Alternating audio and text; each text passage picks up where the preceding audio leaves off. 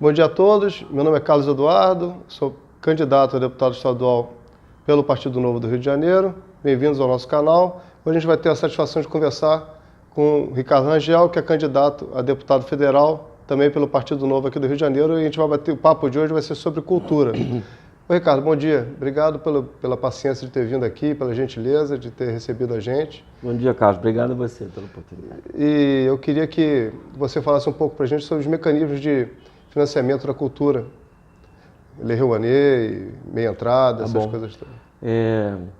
Esse assunto é um assunto do qual se fala muito e há muitas pessoas que não entendem exatamente como é que ele funciona. Existe mais de um mecanismo, vou falar dos principais. O mais famoso, naturalmente, é a Lei Rouanet.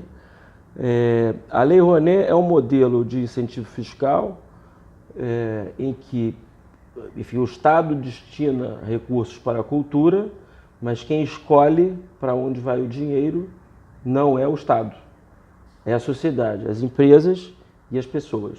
A maior parte das pessoas não sabe isso, mas os indivíduos, pessoas físicas, podem destinar até 6% do seu imposto de renda a pagar para a cultura.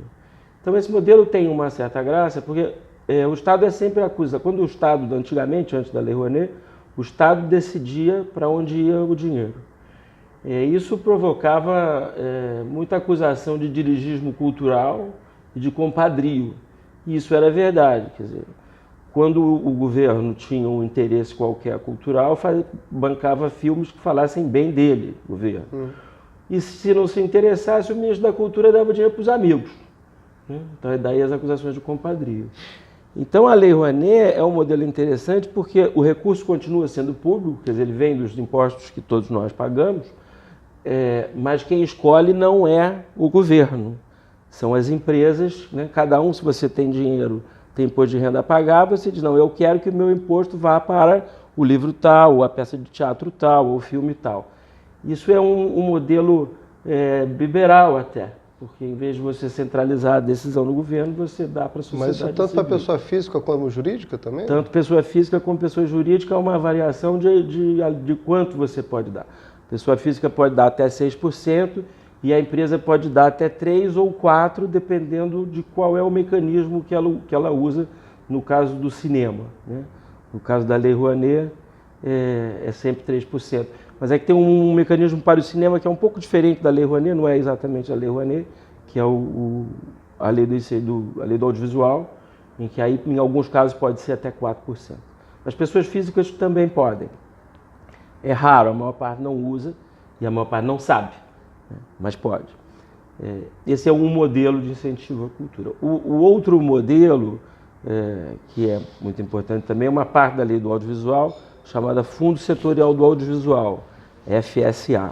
O fundo setorial não é alimentado com dinheiro dos impostos. Ele é alimentado com uma taxa chamada Condecine. Essa taxa é paga por todo filme que vai ao ar em exibição pública. Então, um filme de cinema que vai ao ar, que passa no cinema, paga essa taxa.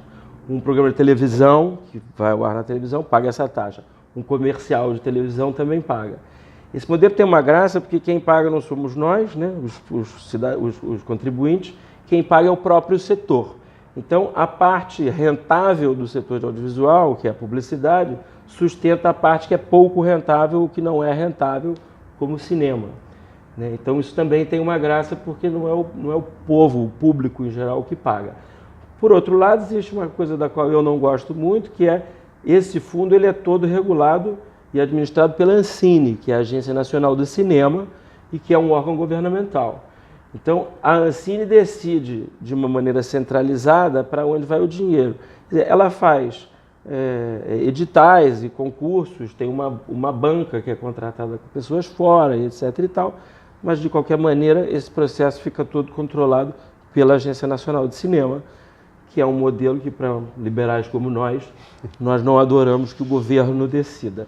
A Ancine tem muito poder e é uma agência que é, ao mesmo tempo, uma agência de regulação, como as demais agências, como a ANS, mas também é uma agência de fomento, por isso ela administra esse fundo. Então ela tem dois chapéus, o que também cria uma situação eventualmente, potencialmente, de conflito. Mais justiça seja feita, a Ancine é a menos aparelhada das agências. Não há nenhum escândalo em relação a Ancine, de dinheiro de malversação e tal. Houve 2 problemas logo no início, com 2 filmes que tiveram problemas, mas isso é uma coisa que já tem, sei lá, mais de 15 anos, e de lá para cá houve muito cuidado.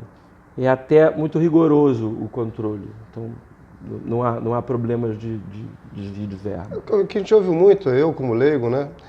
Por exemplo, por que o cinema americano é lucrativo e por que o cinema brasileiro deixa de ser lucrativo? O cinema só é lucrativo em 2 países do mundo, nos Estados Unidos, em Hollywood, e em Bollywood, na Índia. Em todos os outros lugares do mundo, o cinema perde dinheiro. Em todos os lugares do mundo, o cinema recebe dinheiro do Estado. Aliás, isso é uma coisa importante a gente lembrar, é o seguinte: cultura recebe dinheiro do Estado em todos os lugares do mundo, na França, na Inglaterra, nos Estados Unidos. Então eu vejo gente dizendo que o Estado não deveria dar cultura, não deveria dar dinheiro para a cultura, mas viaja e elogia o Louvre na França, elogia o Metropolitan em Nova York, elogia o Royal Ballet. Nada disso existiria sem dinheiro público, né? A discussão é quanto dinheiro, quem escolhe para onde é que vai, que é a conversa que a gente está tendo. Mas pouco se deveria haver dinheiro. No caso do cinema em particular, ele é rentável nos Estados Unidos, mas existe dinheiro público para o cinema também.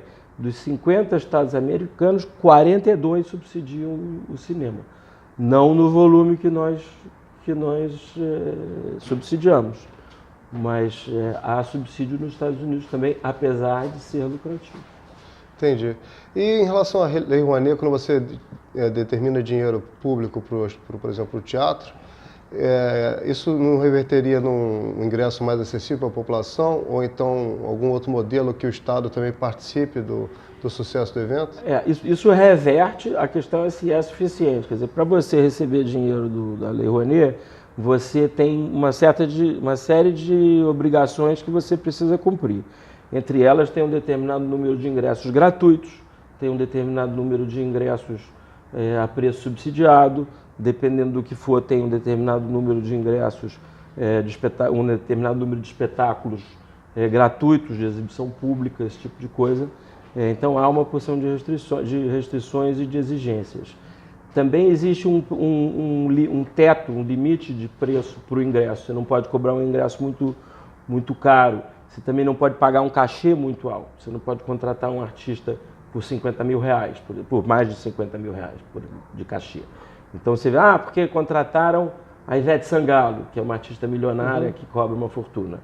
Não com a Rouanet, vai pagar com outro dinheiro. Com a Rouanet você pode pagar até 50 mil reais. Você pode complementar, por exemplo, você paga até 50 agora, depois paga mais um outro por um outro fomento qualquer, ou por algum outro dinheiro? Não, se você vai contratar ela para fazer um determinado espetáculo, etc e tal, você vai ter essa limitação. Você pode pagar o resto em dinheiro não incentivado, em dinheiro normal, do bolso de alguém. Você pode fazer mais de um espetáculo, enfim. Aí, a lei é bastante exigente e os critérios são rigorosos. O que ocorreu, que a gente viu na Rouanet, foi falta de fiscalização. É bom lembrar também que o PT não gosta da Rouanet. O PT sempre bombardeou a Rouanet, porque a Rouanet não permite que o governo decida para onde vai o dinheiro. Então, se você lembrar, o Juca Ferreira, que foi ministro da Cultura durante o governo do PT, ele fez uma campanha muito forte contra a Rouanet e contra a lei do audiovisual, porque ele reclamava que o Ministério só tinha 20% do orçamento, que os outros 80%, quem decidia era o público. Então, a fiscalização foi muito ruim. Então, houve problemas de fiscalização e de desvio. É claro que uma lei, o desvio, né, você burlar a lei não é a lei. Uma porção de gente avança o sinal vermelho. Você não vai acabar com o sinal vermelho porque as pessoas avançam.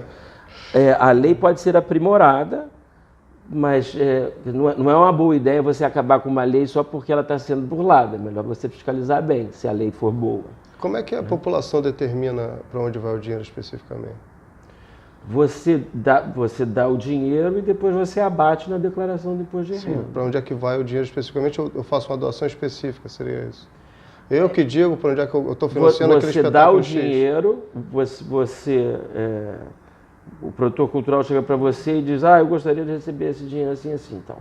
Aí você tem que, enfim, preenche lá os papéis e faz a transferência de dinheiro para aquele cara. E para um espetáculo específico. Para um espetáculo específico, tem Entendi. uma conta, você só pode mandar para uma determinada conta, o espetáculo tem uma conta bancária, você manda o dinheiro para lá, recebe um recibo, um comprovante, e quando chega na hora de declarar, fazer a sua declaração de imposto de renda, você diz, olha, eu tenho, sei lá, R$1.000 para pagar de imposto, eu vou pagar 940 e 60 eu já dei. Isso. E, na verdade, até a gente deveria mudar esse limite para ser 30 de abril, a data, em vez de 31 de dezembro. Como é 31 de dezembro, a maior parte das pessoas não dá, porque você tem que dar o dinheiro na frente. Isso. Se você fizesse na hora da declaração, você teria muito mais pessoas físicas dando, seria bom. Mas é basicamente isso, você dá o dinheiro e quando chega na hora do ajuste, você paga o que falta para completar. Aqui também profunda criança e adolescente é a mesma coisa, né? Bom, está chegando ao fim do nosso tempo, foi um prazer ter o Ricardo aí. Obrigado, Ricardo. Obrigado mesmo pela gentileza. Obrigado a você. Aqui, obrigado mesmo.